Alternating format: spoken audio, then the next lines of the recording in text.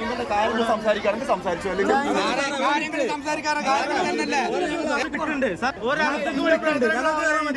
എനിക്കതിന് ഉത്തരവാദിത്തം ഉണ്ട്.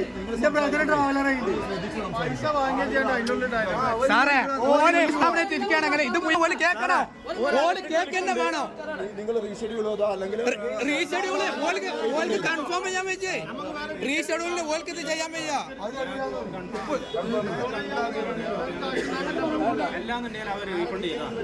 ഇവൻക്ക് ഇപ്പൊ കിട്ടണം, പൈസ ഇപ്പൊ കിട്ടണം. സാറേ ഈ പൈസ എവിടുന്ന് എടുത്ത് കൊടുക്കും?